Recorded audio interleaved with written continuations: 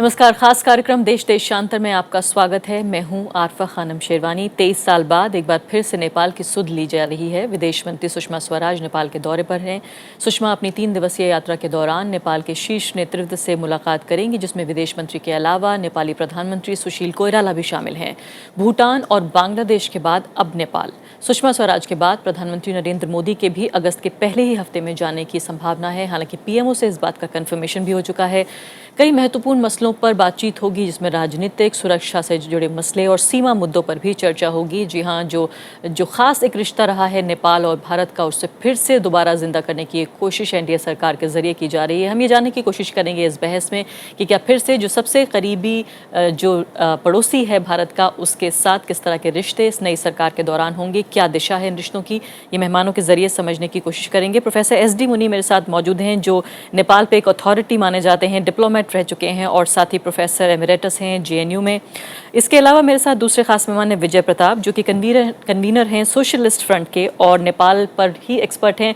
ये उन खास आवाज़ों में से एक हैं जो नेपाल और भारत की दोस्ती की दिशा में खासकर काम कर रहे हैं। जन प्रसाद हैं, जो कि नेपाल में अभी हाल ही में राजदूत रह चुके हैं। और इसके अलावा प्रशांत झा हैं मेरे साथ, जो कि एसोसिएट एडिटर हैं हिंदुस्तान टाइम्स के और काठमांडू से लगातार रिपोर्टिंग करते रहे भारतीय अखबारों के लिए। और प्रशांत खुद एक नेपाली नागरिक हैं और ये इस बात को साफ जाहिर करता है कि भारत और नेपाल के बीच रिश्ते कितने स्पेशल हैं, कितने खास हैं, इसको साबित करता है। बहुत ही स्वागत है सभी मेहमानों का। सबसे पहले प्रोफेसर मुनि, मैं आपके साथ शुरुआत करना चाहती हूँ। 23 साल आखिर क्यों लगे? इस विज़िट का सबसे बड़ा मैसेज यही है कि जो हमने नेपाल की अवहेलना की, अनदेखी की, हमारे प्रधानमंत्री विज़िट करने नहीं गए, हमने जो जॉइंट कमीशन है उसकी मीटिंग नहीं करी। हालांकि मेरे ख़्याल से नेपाल की बारी थी इस बार, लेकिन बहुत वक्त बीत गया। और अगर आप अनुदान के हिसाब से देखें तो नेपाल काफ़ी नीचे है हमारे पड़ोसियों की तुलना में। और ये सुषमा जी की विज़िट और आने वाली मोदी जी की विज़िट, मैं समझता हूँ ये मैसेज देती है कि अब वो पीरियड हट गया और हम नेपाल पर पूरा ध्यान देंगे। और जॉइंट कमीशन को आप कितना महत्वपूर्ण मानते हैं? ये इस पर किस तरह से हम जोर दें? क्या महत्वपूर्ण बातें होंगी? अहमियत क्या है जॉइंट कमीशन के माध्यम से जो आम मुद्दे आते हैं वो सुलझ जाते हैं अगर लगातार हर साल मीटिंग होती रहे तो। और इसमें मेरे हिसाब से 2 मुद्दे बहुत बड़े हैं जिस पे ध्यान देना होगा। एक तो ऊर्जा का, हाइड्रो पावर का, जिसका एग्रीमेंट का टेक्स्ट हम लोगों ने दिया हुआ है नेपाल को। और दूसरा ये जो बॉर्डर का मसला है, ये बॉर्डर का मसला भी देखिए, हमने श्रीलंका को कच्छाथीवु में बहुत जेनरोसिटी से डील किया, बांग्लादेश का हमने मसला हल किया हुआ है। पता नहीं क्यों इतने सालों से हम अटके हुए हैं। नेपाल के छोटे छोटे 2-3 ऐसी जगह है जहाँ पर बहुत बड़ा विवाद है, उसको बैठ के क्यों नहीं हल कर सकते हैं। और दूसरा है हाइड्रो पावर का, और उसमें मैं समझता हूँ नेपाल को ये समझना होगा कि वो अपना विकास चाहता है कि नहीं चाहता है। अगर अपना विकास चाहता है तो भारत के साथ समझौते में भारत का भी भला है और नेपाल का उससे भी अधिक भला है। ये दोनों मुद्दे मेरे ख्याल से हल होने चाहिए। जी हाँ, विजय प्रताप जी, अगर थोड़ा सा आगे बढ़ें और ये देखें कि किस तरह से नेपाल में भारत की नेपाल नीति को देखा गया है। कुछ लोग तो ये भी कहते पाए जाते हैं, एक्सपर्ट्स खासकर नेपाल के, कि क्या भारत की नेपाल पर कोई नीति है भी? मतलब नीति खराब या अच्छी तो बाद में देखा जाएगा, वाकई क्या कोई नीति है? आपको लगता है कम से कम ये जो एक दौरा है इस भावना को तोड़ने के लिए काफ़ी रहेगा? शुरुआत तो होगी, काफ़ी तो उसके बाद ही अंदाज हो पाएगा। क्योंकि मेरी अपनी समझ में नेपाल और भारत के रिश्तों की जो बहुस्तरीयता है, वो केवल भारत का राज उसको नहीं ठीक कर सकता, और भारत का समाज और भारत की राजनीति ने रुचि लेनी बंद कर दी है। और नेपाल में मैं तो एक कड़ा शब्द इस्तेमाल कर रहा हूँ कि लगभग अवसरवादी ढंग से बड़े भाई से जिस तरह से शिकायतें की जाती हैं वैसा होने लगा है। पर्दे के पीछे नेपाल की हर राजनीतिक ताकत जो है वो भारत के नेताओं से, राजनीतिक विचारधाराओं से माइक्रो मैनेजमेंट में आमंत्रण करती है और पब्लिक में उसका विरोध करती है। जी हाँ, तो और आरोप ये लगता है कि माइक्रो मैनेज किया जाता है, और आप ये कह रहे हैं कि इसके लिए आमंत्रण होता है कि आइए हमारे यहाँ किया जाता है या नहीं, ये तो जो हमारे राजदूत गणमान्य लोग हैं वही बताएंगे, लेकिन आरोप ये लगता है कि माइक्रो मैनेज किया जाता है। लेकिन वहाँ के राजनेता चाहते हैं ऐसा, ये बात मैं भी कह सकता हूँ, मेरा जो उनसे निकट का रिश्ता है। तो एक ही इसका रास्ता है, सिर्फ मंत्री और प्रधानमंत्री के स्तर पे ये मसला हल नहीं होने वाला है। भारत के राजनेता और भारत की जनता की ओर से, वो चाहे नागरिक समाज हो, चाहे थिंक टैंक्स हो, उनसे जो अगर रिश्ता फिर से नहीं बनाया जाएगा तो खाली राज्य राष्ट्रों के बीच में रिश्ता ये निपटने वाला है। लेकिन फिलहाल चूंकि अभी नेताओं की ही मुलाकात है और इस पर भी हम ध्यान दे रहे हैं कि आखिर ये नेता दोनों देशों के, महेंद्र पांडे, सुषमा स्वराज क्या बात करेंगी, यहाँ के प्रधानमंत्री से भी मिल रही हैं वो। कोई ऐसे 5 फोकस पॉइंट जो आपको लगता है कि पहली, जब इतने दिनों बाद बातचीत हो रही है, इतने सालों बाद, तो ये पहले 5 पॉइंट सबसे पहले चर्चा होनी चाहिए? पहले तो ये है कि 1950 वाली संधि पे नेपाली राजनीतिक दल जो हैं अपनी सहमति बनाएं। वो सब कहते हैं कि हम इसको संशोधित करना चाहते हैं, इस पे पुनर्विचार करना चाहते हैं, लेकिन जब उस पे बात होती है तो टालम टोल होती है। तो एक अपनी पहली राष्ट्रीय सहमति बनाएं। दूसरा, वो संविधान और कैसा संविधान बना रहे हैं इसके बारे में राष्ट्रीय सहमति बनाएं और उसके बारे में भारत की ओर ज्यादा ना देखें। ये यानी कि आप ये कह रहे हैं कि संविधान लिखने का जो काम है, जिसको लेके लगातार वहां पर जितना डिले हो रहा है मामला, उसमें भारत की मदद नहीं लेनी चाहिए, क्या आप ये कह रहे हैं? मदद का सवाल नहीं है, संविधान लिखना तो उनका अपना काम है। लेकिन भारत का अपना तजुर्बा इतना लंबा एक गणतंत्र को चलाने का, उसको राष्ट्रीय स्तर, वो सरकारी स्तर पे उनको मदद ना हमें देनी चाहिए ना उनको मांगनी चाहिए। ये तो बौद्धिक स्तर पे रिश्ते की बात है, वो अपने हिसाब से तय करें। लेकिन मूल बात है कि वो अपनी राष्ट्रीय सहमति बनाएं। बहुत समय हो गया, 2008 में पहली संविधान सभा चुन के आई थी, आज तक वो संविधान नहीं। दूसरा पॉइंट आपने बताया। हाँ, जी, और इसके अलावा तीसरा, वहाँ पे एक लगभग प्रचारात्मक ढंग से कहा जाता है कि इंडिया एश्योर्स, चाइना डिलीवर्स। ये बात अपने आप में सही नहीं है, क्योंकि वो अपने आप में सहमत नहीं है कि उनको भारत में किन किन सवालों पे उनकी सार्वभौमिकता भंग हुए बगैर उनको क्या मदद चाहिए, ये बात वो स्पष्ट रूप से बताएं। मैं तो एक नकारात्मक सलाह दूंगा भारतीय विदेश मंत्री और प्रधानमंत्री को कि वो अपनी ओर से बढ़ चढ़ के कुछ ना कहें। वो उनसे राष्ट्रीय सहमति उनकी मांगे, उनको बिजली में क्या चाहिए, किस किस जगह पे चाहिए, वो सीमा विवाद को कैसे कैसे हल करेंगे, वो 50 की ट्रीटी के बारे में किस ढंग से बात करेंगे, खुले ढंग से वो बात हो, और ताकि एक राजनीतिक विचारधारा दूसरे पे हमला ना बोले। अभी मैं वहाँ नवी कांग्रेस हुई थी CPN UML की, जो वहाँ की सत्तारूढ़ गठबंधन का हिस्सा है, तो वहाँ दोनों फैक्शन एक दूसरे पे जिस स्तर पे जाके एक दूसरे को भारत समर्थक बता रहे थे, तो दृश्य अपने आप में वो बहुत अच्छा नहीं है। जयंत प्रसाद, जब ये जिक्र हो रहा है इस बात का, खासकर जो 1950 की ट्रीटी है, वो कहीं ना कहीं एक भास सी बन गई है दोनों देशों के रिश्तों में। माना यह जाता है कि ये वो ट्रीटी है जो दोनों देशों को एक खास स्टेटस देती है।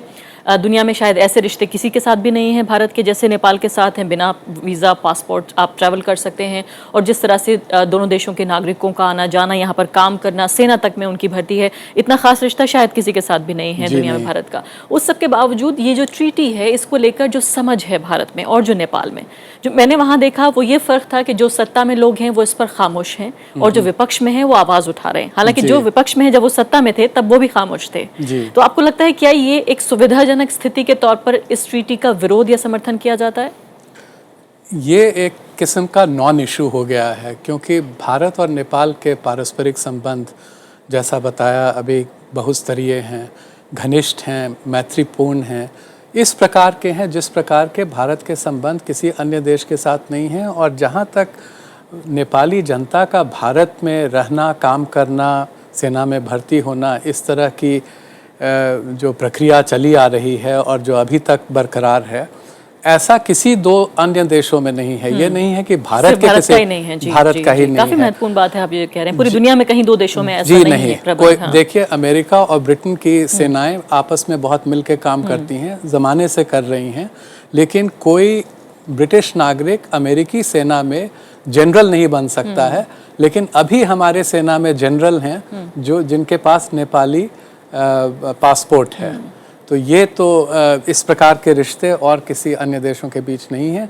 और जहाँ तक कि ये संधि का सवाल है, भारत के नेताओं ने कई बार कहा है कि जिस प्रकार से भारत और भूटान की संधि बदली गई, उस प्रकार से नेपाल और भारत की संधि बदलने में हमें कोई भी हिचकिचाहट नहीं लेकिन है। क्या बुनियादी तौर पे आप ये मानते भी हैं कि ये गैर बराबरी की संधि है, इसमें नेपाल को कहीं कमतर दिखाया गया है और भारत जो है वो एक बिग ब्रदर वाली भूमिका है इस संधि में? बिल्कुल हरगिज नहीं। इस पे तो सबसे बड़े एक्सपर्ट प्रोफेसर मुनि हैं, क्योंकि उन्होंने इस विषय पे पूरी किताब ही लिख दी थी और उसमें इन्होंने बताया है किस प्रकार संधि में कोई इनइक्विटी, अनइक्वल ट्रीटमेंट नहीं है। और जिस संदर्भ में ये बनी थी, उस संदर्भ में बनी जब नेपाल की डिमांड थी, उसके अनुरूप ही ये संधि बनाई गई। अब सवाल ये है कि अब हम तो जैसे विकास की दिशा में भी नेपाल की समृद्धि के लिए जो हम साझेदारी चाहते हैं नेपाल के साथ, उसमें भी हमारा ये मानना है कि उस किस दिशा में जाएगी, कितनी दूर तक जाएगी, किन क्षेत्रों में होगी, इसका निर्णय नेपाल की जनता और नेपाल की सरकार को करना है। उसी प्रकार इस संधि के बारे में भी जो नेपाल के विचार होंगे, हम उसको बोर्ड पे लेके उस संधि का बदलाव करने के लिए एकदम तैयार हैं। अगर वो चाहते हैं कि इस संधि को हटा दी जाए तो हम उसको हटाने के लिए भी तैयार हैं। क्या आप इस बात को मानते हैं कि वाकई या तो इस संधि को नए सिरे से हटा दिया जाए, या जिस तरह से भूटान के साथ उसे फिर से रिव्यू किया गया वैसा किया जाए, या बुनियादी तौर पर आप भी इस बात से सहमत नहीं है? नेपाल में एक सेक्शन करीब ये सोचता है कि ये गैर बराबरी वाली ट्रीटी है। नेपाल उसको हटाने के लिए तो कह ही नहीं रहा है, लेकिन वो उसमें संशोधन कराना चाहते हैं, संशोधन के लिए कह रहा है। वो भी जैसे जयंत ने ठीक कहा कि हमने नेपालियों को कह दिया कि आप क्या संशोधन चाहते हैं ये बताइए, उनको क्लैरिटी नहीं है। और दूसरा जो अनइक्वल की बात है ना, सही माने में ये पॉजिटिव डिस्क्रिमिनेशन है इन फेवर ऑफ नेपाल।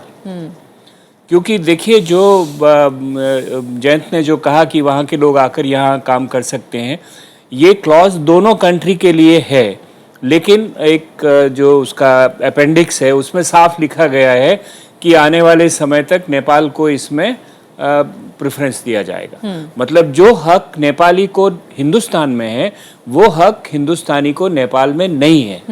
इसलिए इक्वल अनइक्वल है, अगेंस्ट इंडिया है। जी हाँ, तो आपकी तरफ आना चाहती हूँ प्रशांत झा, ये बताइए कि जो एक भावना मैंने देखी कि जो नई जनरेशन है जो फिलहाल कॉलेज में पढ़ रही है या यंग प्रोफेशनल्स हैं, जिस रिश्ते को हम यहाँ सेलिब्रेट करने की कोशिश कर रहे हैं, जिसको हम खास बता रहे हैं, कहीं ना कहीं एक अलग तरह का नेपाली नेशनलिज्म भी उभर रहा है, जो नेपाल और भारत को अलग करके देखना चाहता है कि ठीक है हम कमज़ोर देश हैं, आप आइए हमारी आर्थिक मदद कीजिए, लेकिन हमें टर्म्स डिक्टेट करने की कोशिश मत कीजिए, हमें अपने फैसले खुद लेने दीजिए। आपको लगता है ये मैन्युफैक्चर्ड है ये जो राष्ट्रवाद है, या आपको लगता है कि इस समय आ गया है जब नेपाल अपने को अलग करके एक पूर्ण राष्ट्र के तौर पर देखे जिसमें भारत की भूमिका जो है वो सीमित हो? और देखिए ये कॉम्प्लेक्स प्रश्न है, क्योंकि नेपाल और भारत का जो संबंध है, जिसके बारे में अभी और लोगों ने वर्णन की, ये संबंध एक नॉर्मल एब्सोल्युटली सॉवरेन स्टेट्स के बीच की संबंध नहीं है। मैं नेपाल को पार्टली सॉवरेन मानता हूँ, और ये एज अ नेपाली भी मैं कह रहा हूँ, एनालिटिकल कैटेगरी के हिसाब से कह रहा हूँ कि अर्ध सार्वभौम है, क्योंकि भारत के प्रति जो डिपेंडेंस है नेपाल का, चाहे वो ट्रेड के हिसाब से आप देखें, फॉरेन इन्वेस्टमेंट के हिसाब से देखें, चाहे जो रिश्ते हैं हमारे बॉर्डर के दोनों तरफ, अगर उस हिसाब से देखें, या जो डिपेंडेंस है फॉर बेसिक कमोडिटीज, या फ्यूल हो या सॉल्ट हो, उससे लेके तो एक बहुत घनिष्ठ संबंध है और डिपेंडेंस भी है। तो इससे, और हर नेपाल का हर पॉलिटिकल जो स्ट्रीम है वो भारत के किसी पॉलिटिकल विचारधारा या पॉलिटिकल पार्टी से वो उन्होंने प्रेरणा ली है, और भारत के एस्टैब्लिशमेंट का नेपाल की राजनीति में एक रोल रहा है। अगर इस संदर्भ में आप देखें तो ये मुझे नहीं लगता है संभव है कि भारत का नेपाली राजनीति में और रोल रहेगा ही नहीं। हाँ, ये कहते हुए नेपाल में एक धार हमेशा रहा है, और इस धार का भारत के भी बहुत लोगों ने और सत्ता में भी लोगों ने सपोर्ट किया है कि नहीं, नेपाल को निर्णय खुद लेना चाहिए अपना। और ये सेंटिमेंट अभी भी है नेपाल में, जो नेशनलिस्ट सेंटिमेंट आप कह रहे हैं। मैं इस पर डिफरेंस ये करना चाहूँगा कि नेशनलिस्ट सेंटिमेंट लेजिटिमेट है, वैधानिक है, कि अगर ये नेपाल के राजनीतिक वर्ग को लगे, या आप यंगर जनरेशन की बात कह रहे थे, उनको अगर ये लगे कि ये निर्णय हमें खुद लेना चाहिए। समस्या नेशनलिस्ट सेंटिमेंट में नहीं है, समस्या उग्र राष्ट्रवाद में है, अल्ट्रा नेशनलिस्ट सेंटिमेंट में है। और मुझे याद है मुनी सर ने 5-6 साल पहले एक सेमिनार में कहा था नेपाल को निर्णय लेना पड़ेगा, क्या वो डेवलपमेंट की राजनीति करना चाहते हैं क्या, या वो उग्र राष्ट्रवाद की राजनीति करना चाहते हैं। अगर वो डेवलपमेंट की राजनीति करना चाहते हैं तो भारत से संबंध और विकसित करना पड़ेगा, लेकिन आप भारत से और डीपन करना पड़ेगा। जड़ें आप क्या देखते हैं जिसको आप उग्र राष्ट्रवाद कह रहे हैं या जिसको नया राष्ट्रवाद कहा जाए, वहां पर इसकी जड़ें कहाँ हैं? क्या आपको लगता है कुछ ऐसे भारत विरोधी खास लोग हैं, कुछ ग्रुप्स हैं जो इन सेंटिमेंट्स को भड़का रहे हैं, या आपको लगता है कि हर समय की अपनी एक मांग होती है और शायद इस समय की यही मांग है? देखिए, नए राष्ट्रवाद और उग्र राष्ट्रवाद में मैं एक डिफरेंस करना चाहूँगा। ये नया राष्ट्रवाद इसलिए भी पैदा हुआ है क्योंकि नेपाल और भारत के बीच जो पुराने जो राजनीतिक संबंध थे वो उस रूप पे नहीं है। नेपाल के बहुत लोग अब बाहर जाने लगे हैं, गल्फ जाने लगे हैं, मलेशिया जाने लगे हैं काम करने के लिए, वहाँ से वहाँ पे भी लाइवलीहुड वहाँ पे भी डिपेंडेंट है। तो जो जिस प्रकार का लाइवलीहुड डिपेंडेंस इंडिया पे था, अभी भी बहुत मात्रा में लोग यहाँ पे, पर और एक जनरेशन वहाँ पे ये है जो विश्व देखा है जिसने, तो उनमें जो मानसिकता है वो थोड़ा भिन्न होगा। पर जो उग्र राष्ट्रवाद की आप बात कर रहे हैं वो एक प्रवृत्ति नेपाली राजनीति में 60 साल से है, और वो लेफ्ट में भी हमने देखा है, जो फार लेफ्ट का जो स्ट्रीम है वहां पे वो राजा से मिलने को तैयार थे भारत का विरोध करने के लिए। हवा और हमने फार राइट में भी ये देखा है, लेकिन हवा उसको अब मिली है। नहीं, मुझे नहीं लगता है हवा मिली है। आज के दिन में मैं आपको काउंटर करूंगा और ये कहूंगा कि नेपाल के मेन स्ट्रीम राजनीतिक दल जो हैं, चाहे वो कांग्रेस हो, चाहे वो कम्युनिस्ट पार्टी एमाले हो, चाहे वो माओवादी हो प्रचंड के जो जिसका नेतृत्व करते हैं, चाहे वो मधेसी दल हो, आज के दिन में कन्वर्जेंस है इन सब दलों में कि भारत के साथ संबंध सुधरना चाहिए। तो उग्र राष्ट्रवाद ये डिक्लाइन कर रहा है नेपाल में। एक छोटा फैक्शन है माओवादियों का, और राइट विंग जो पुराने राजावादी हैं उनमें भारत विरोधी एक सेंटिमेंट होगा। पर मैं ये मानता हूं कि एक हेल्दी नेशनलिज्म नेपाल में है, पर अल्ट्रा नेशनलिज्म नेपाल में डिक्लाइन कर रहा है, और ये डिक्लाइन करेगा और पतन इसकी होगी, क्योंकि नेपाल का ये जो यंगर जनरेशन है उसको पता है कि अगर उनको विकास चाहिए तो भारत के साथ कोऑपरेट करना ही पड़ेगा, और भारत के सहयोग के बिना, भारत के साथ इकोनॉमिक कोऑपरेशन और लिंकेजेस को डीपन किए बिना नेपाल में विकास नहीं हो सकता। जी हाँ, तो फिलहाल एक छोटे से ब्रेक का हम रुख करें और ब्रेक के बाद चर्चा इस बात पर करेंगे जिस तरह से प्रधानमंत्री नरेंद्र मोदी अपने कैंपेनिंग के दिनों में, उसके बाद में भी जिस तरह से कहते रहे जो आर्थिक विकास है उसका जो फैलाव है, जो विस्तार है, वो पूरे दक्षिण एशिया तक होगा, जिसमें नेपाल भी आएगा। तो अच्छे दिन जो हैं जब वो भारत में आ रहे हैं या आने वाले हैं, तो क्या नेपाल तक भी पहुंचेंगे? किस तरह से जो साउथ एशिया की जो पॉलिसी है इस सरकार की, उसको देखने की कोशिश करेंगे, और खासकर नेपाल के चश्मे से। ब्रेक के बाद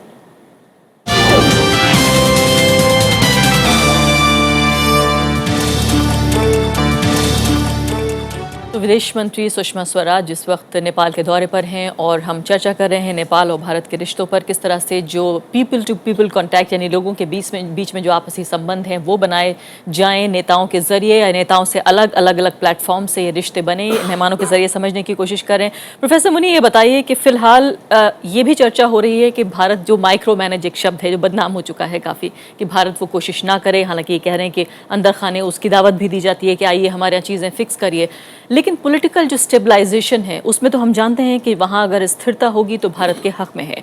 कैसे भारत ये सुनिश्चित करे कि वो दखल देता हुआ भी ना लगे, उसके बावजूद भी वहाँ राजनीतिक जो स्थिरता है बनी रहे, संविधान लिखने का काम पूरा हो और एक राष्ट्र के तौर पे विकास हो नेपाल का? देखिए, मेरी राय ये दखल वखल के मामले में बिल्कुल अलग है। हम लोग एक दूसरे की आंतों में बैठे हुए हैं, कुछ भी करेंगे तो दूसरे पे असर होगा। तो ये कहना बिल्कुल बेकार की एक निरर्थक एकेडमिक डिस्कशन है कि इंटरफेरेंस हो नहीं हो।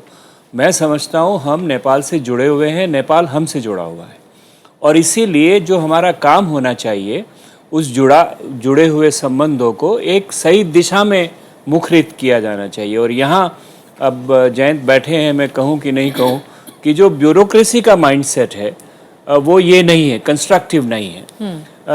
कॉन्स्टिट्यूशन बन रहा है, सबसे बड़ा मुद्दा नेपाल के सामने संविधान बनाने का है, और मैं समझता हूँ हमारी तरफ से जितनी क्रिएटिव मदद हम दे सके नेपाल को और नेपाल लेना चाहे वो हमें देनी चाहिए। लेकिन विजय प्रताप जो कह रहे हैं, क्या उसको समझाएंगे आप क्या कह रहे हैं? नहीं, ये हो ही नहीं सकता है। आप कह कुछ दीजिए, हकीकत दूसरी है। जैसे कहा ना कि ट्रीटी लिखी हुई एक है, हकीकत दूसरी है, जो कुछ होता है वो दूसरी बात है। आप एक्टिव भूमिका की बात कर रहे हैं संविधान लिखने में, ताकि खत्म हो जाए और लिख जाए किसी तरह? भारत सरकार की ओर से नहीं, बौद्धिकों की ओर से नहीं, आंत में बैठे हैं ना भारत की ओर से। मैं भारत की, जिसमें सरकार भी शामिल है, लोग भी शामिल है। उसको दखल माना जाएगा जो कह रहे हैं आप मानने को तैयार नहीं है? दखल तब नहीं माना जाएगा जब उसको आप अपने नैरो पर्सपेक्टिव में देख के करेंगे। क्योंकि प्रोफेसर मुनी, वो संविधान लिखने की जो दिक्कतें हैं वो नहीं, सिर्फ नहीं, हमें लिखने भर लिख की के वो नहीं- इश्यूज जो हैं, जो वो इश्यूज हैं वो कौन हल करेगा जो लिखने से पहले देखिए, आ रहे दो हैं? बड़े इश्यूज हैं जी अभी, और मैं नेपाल को सोच के कह रहा हूँ। एक बड़ा इशू है कि संविधान का फेडरलिज्म कैसे, संविधान में फेडरलिज्म कैसे आए, होना हाँ, चाहिए, ये सबसे बड़ी दिक्कत और है। दूसरा सबसे बड़ा इशू है कि सरकार का ढांचा क्या हो। बिल्कुल। और उन दोनों में, माओवादियों में और दूसरी पार्टियों में विरोध है। बिल्कुल। मेरा मानना ये है कि माओवादियों को सरकार के ढांचे में समझौता करना चाहिए, और दूसरी पार्टियों को जो फेडरलिज्म का इशू है उसके ऊपर समझौता करना चाहिए।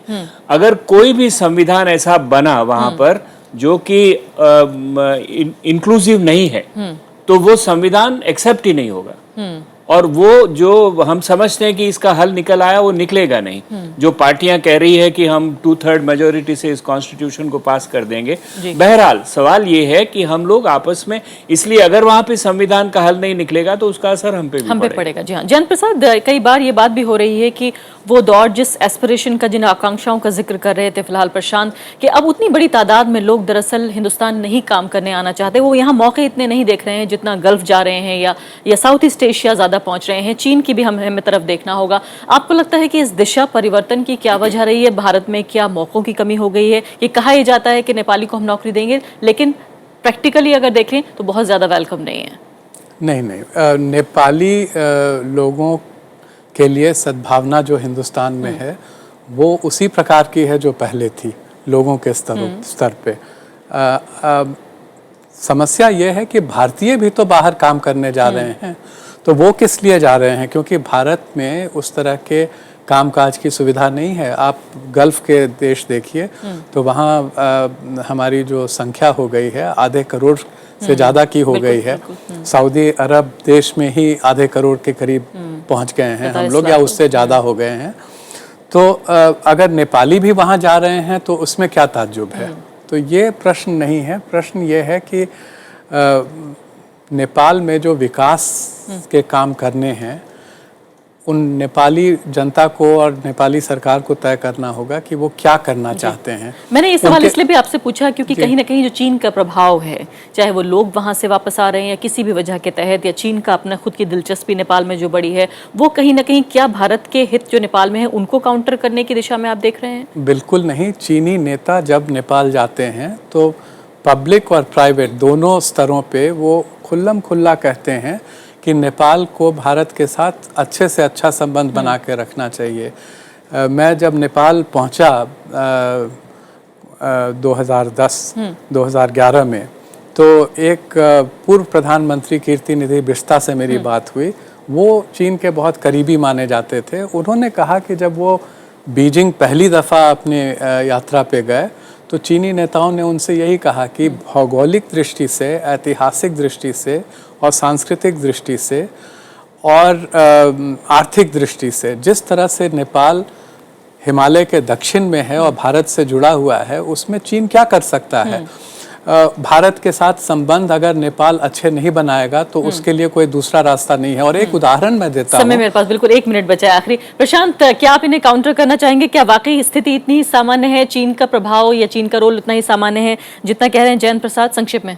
नहीं जी, जो जयंत जी कह रहे हैं बिल्कुल सही है। देखिए, चीन और भारत का जो संबंध है, जो यहाँ पे जो सीनियर्स हैं वो ज़्यादा समझते हैं, एक कोऑपरेटिव एलिमेंट है उस संबंध में और एक कम्पिटिटिव एलिमेंट है उस संबंध में। तो नेपाल में हम दोनों देखते हैं। तो चुनाव के बारे में जो बात हुई कि दोनों देश, भारत और चीन, चाहते थे कि नेपाल में संविधान सभा चुनाव हो, तो भारत नेपाल में स्टेबिलिटी हो और नेपाल में एक स्ट्रॉन्ग गवर्नमेंट हो, वो दोनों देश चाहते हैं। तो कुछ कुछ एरियाज ये हैं जिसमें कोऑपरेशन है, कुछ कुछ एरियाज हैं जहाँ पे कॉम्पिटिशन भी होगा। पर आज के दिन में हमने ये नहीं देखा है कि चीन कुछ ऐसे फोर्सेस को बैक कर रहा है और इंडिया दूसरे फोर्सेस को बैक कर रहा है और उनके बीच क्लैश हो। अभी तक वो स्थिति की अभी तक उत्पन्न नहीं हुई है। पर मैं एक छोटा बात और कहना चाहूंगा। मुनि सर ने जो कहा, मैं उनसे बिल्कुल सहमत हूं कि भारत न चाह के भी भारत को नेपाल के अल्टीमेटली जो संविधान के जो कंटेंशियस मुद्दे हैं उसमें भारत को इन्वॉल्व होना ही पड़ेगा, सक्रिय रूप से काम करना चाहिए, तभी वहां संविधान हो पाएगा। विजय प्रताप जी, आखिरी 2 वाक्यों में कहिए, बिल्कुल जो आपने पीपल टू पीपल कॉन्टैक्ट से पूरी बहस को हमने शुरू किया, कैसे होना चाहिए, कैसे होगा या हो रहा है?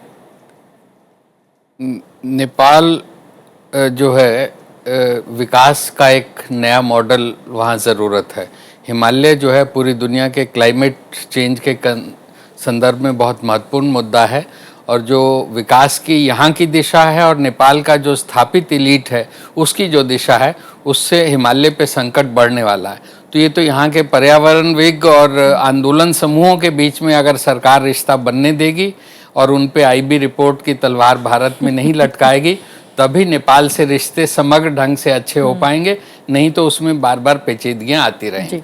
बहुत बहुत शुक्रिया आपका विजय प्रताप जी। शक और विश्वास दोनों एक साथ आप कर रहे हैं। जयंत प्रसाद, आपका भी शुक्रिया। प्रोफेसर एस डी मुनि और प्रशांत झा। तो साफ तौर पर भारत और नेपाल के रिश्तों में जो इस नए दौर की शुरुआत हुई है, उम्मीद हम ये करते हैं कि जितना ये रिश्ता खास है, ऐसे ही खास जो है संबंध दोनों देशों के लोगों के बीच भी हों और ज़्यादा से ज़्यादा मदद और बेहतरी दोनों देशों के रिश्तों के बीच में नजर आए। इसी के साथ अभी के लिए इतना ही। नमस्कार।